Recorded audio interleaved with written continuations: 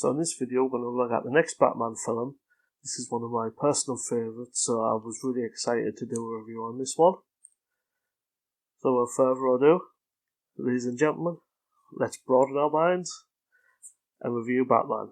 Batman was released in cinemas in June 1989. It was directed by Tim Burton, with the story by Sam Hamm and made into a screenplay by Hamm and Warren Scarron. Michael Keaton plays the role of Batman, with Jack Nicholson playing his arch nemesis the Joker. There was an all-star supporting cast, with Kim Basinger playing Vicky Vale, Billy D. Williams, who you might recognise as Lando Calrissian from Star Wars, as District Attorney Harvey Dent, and Jack Palance as Carl Grissom. The story takes place set in Gotham City. As the town is gearing up to celebrate its 200th anniversary, crime is at an all-time high. There are reports of a masked vigilante calling himself Batman who was preying on the criminal underworld. Carl Grissom, the criminal kingpin, has found out that his sociopathic enforcer and second-in-command, Jack Napier, has been sleeping with his girl behind his back. Grissom orders Napier to access chemicals, unaware that Grissom has put a hit on him with corrupt Lieutenant Eckhart. Commissioner Gordon finds out and arrives and orders Napier taken alive. Batman also arrives on the scene, and after a stand-up with the Commissioner and Batman, where Napier kills Eckhart for betraying him, he falls into a vat of chemicals and is presumed dead. He is left with permanent bleached skin and green hair and a permanent grin due to the chemicals. He goes back and executes Grissom and takes control of the criminal underworld. Joker is hatching a plan to kill the population of Gotham by releasing the chemical he has created called Smilex into everyday hygiene products. This makes people uncontrollably laugh until they die, with the Joker's grin on their faces. Batman analyses the Smilex with his Bat computer and works out it is accumulated with a combination of different products together. Batman warns the public with the help of Vicky Vale. The Joker then hatches a new plan, offering $20 million to the public to come out for the parade, unknowns to them that he's filled balloons full of the Smilex and is planning to gas the entire crowd. Batman stops the balloons in his Batwing craft, and they have a showdown on the Tower of Gotham Cathedral, where Joker falls to his death. Batman provides Gotham City with a bat signal and says he will come to their aid when the signal is shown.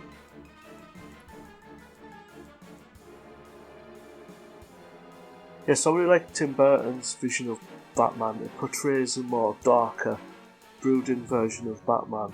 I think casual Batman fans who grew up watching the Adam West one in the 1960s, who didn't read the comics from the 70s and 80s when it got a lot darker, would have had a right shock from going from Adam West to the Michael Keaton Tim Burton version, but it's fantastic the way it's done. And Tim Burton's vision of Batman is now iconic, and when people think about Batman, they'll normally think of the Tim Burton version with the gothic architecture and the brooding Batman about how his Bruce Wayne's parents were murdered and how he's become Batman to get vengeance on that. But in the Adam West version, it's not really mentioned at all. I think it's an Aunt Harriet who stays with him, but it doesn't mention he has parents. But he's got Alfred and his ward Dick Grayson, but it doesn't mention how it gets into that as much, or it's not brought upon why he's Batman, and it's sort of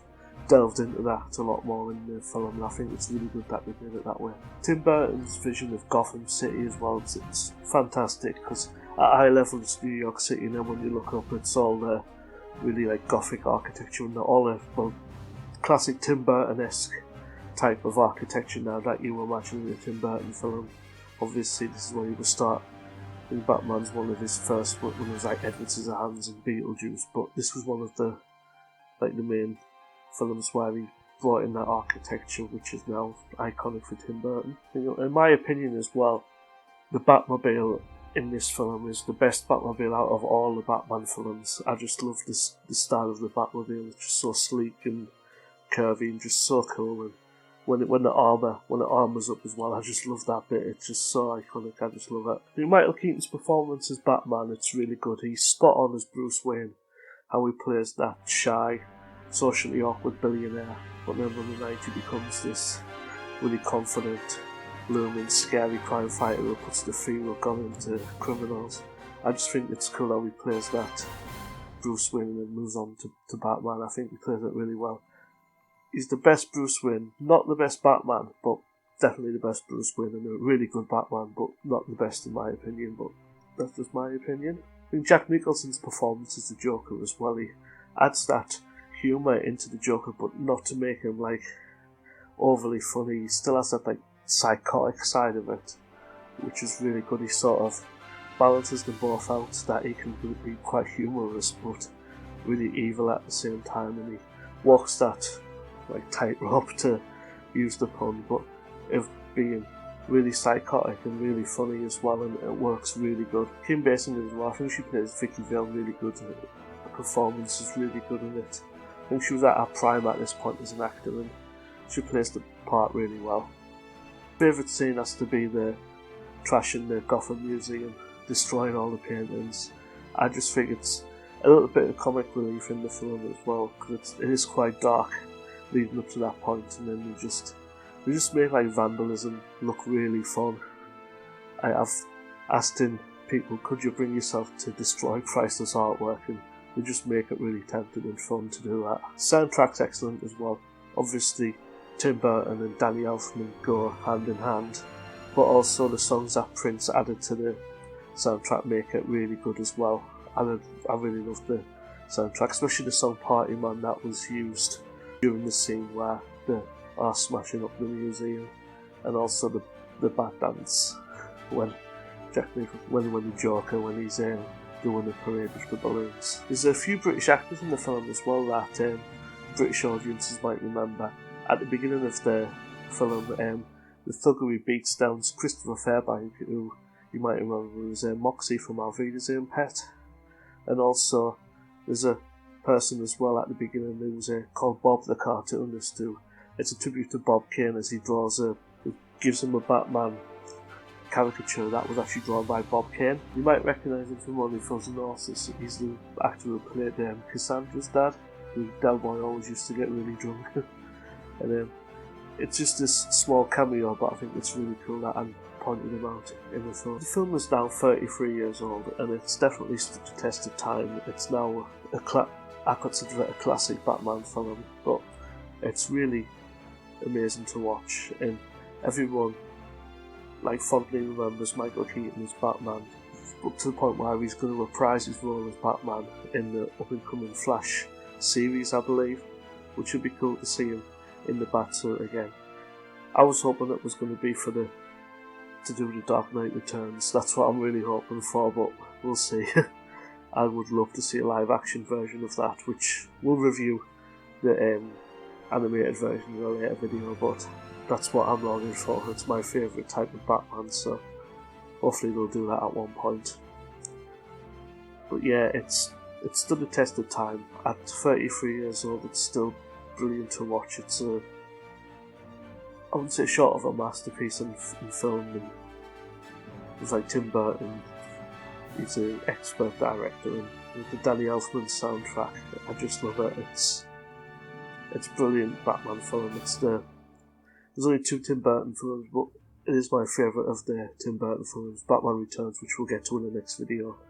I'll do a review on that, but I do prefer this as the best Tim Burton one. So yeah, it's still really amazing to watch, and if you haven't seen it, why haven't you seen it? But I would recommend you watching it. Okay, so that's it for this week's video. I hope you enjoyed it, and as always, if you did, please leave a like and subscribe. Let me know in the comments anything I might have missed from the film that you know, any facts. I do love to hear facts about films, so let me know in the comments. I'd love to hear from them. And if you did like the video, subscribe. There's more coming. I'm going to do all the Batman films and some animated films that I've seen as well that I really like. But yeah, I'm really enjoying them so far. I've also reviewed the Mega Drive game that came accompanied with this Batman film, so if you want to check that out as well, I'll leave the link in the description. But yeah, thank you for watching, and I hope to see you in another video.